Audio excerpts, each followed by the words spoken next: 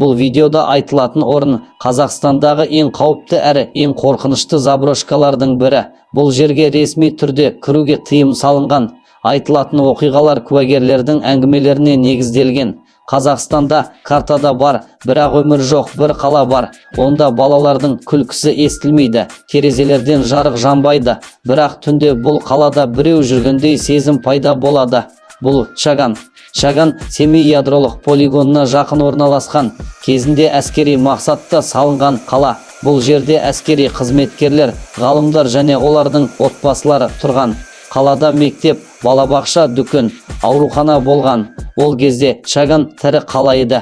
Бірақ Чаганның ең қауіпті жағы оның орналасқан жері. Жылдар бойы бұл маңда ядролық жарылыстар жасалған. Ол жарылыстардың әсері қалаға да, адамдарға да байқалмай жеткен. Уақыт өте келе адамдардың денсаулығы нашарлай бастаған. Кейбіреулер себепсіз ауырып қалған. Балалар түнде шошып оянып, біреудің қарап тұрғанын айтатын болған. Кей үйлерде сағаттар бір уақытта тоқтап қалған.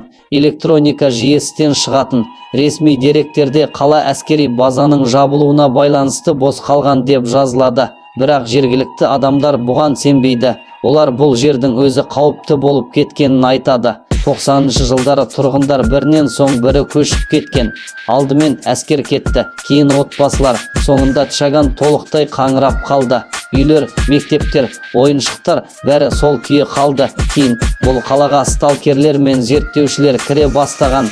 Күндіз жүргенде бәрі жай сияқты көрінеді, ал түнде Чаган мүлде басқа кейіпке енеді. Кей адамдар түнде аяқ дыбыстарын естігенін айтады.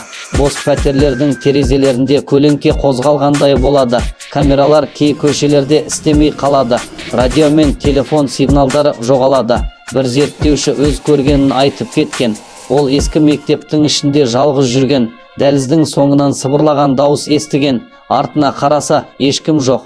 Бірақ дауыс тоқтамаған. Ең қорқынышты оқиға 2014 жылы болған дейді. Бір топ адам Чаганға түнде кіреді. Олар қаланы зерттемек болған. Түнгі сағат 3-тер шамасында ескі балабақшаның жанынан бала жылағандай дауыс естіледі. Қалада ешкім жоқ еді. Бірақ дауыс анық шыққан. Олар фонармен екінші қабатқа жарық түсіргенде терезеден кішкентай баланың силуэті көрініп, бір сәтте жоғалып кеткен. Сол түні топтағы бір адамның жағдайы күрт нашарлаған. Басы қатты ауырып, жүрегі айнып, түсініксіз сөздер айта бастаған. Ол қайта-қайта бұл жер тірі деп айтқан. Таң атпай олар қаладан кетіп қалған. Қазір Чаган қираған үйлерден, ашық қалған пәтерлерден, құлаған мектептерден тұрады. Табиғат бұл қаланы баяу қайта алып жатыр. Бірақ бұл жер әлі де тыныш емес. Жергілікті халық түнде бұл қалаға жақындамайды. Олар Чаган жай ғана тасталған қала емес дейді. Бұл ядролық жарылыстардың ізі қалған, адам түсінбейтін құбылыстар сақталған жер. Егер бір күні Чаганға барсаң, дауыстарға жауап берме, терезелерге ұзақ қарама. Ең бастысы түнге қалма, өйткені Чаган қаңырап тұрған қала емес,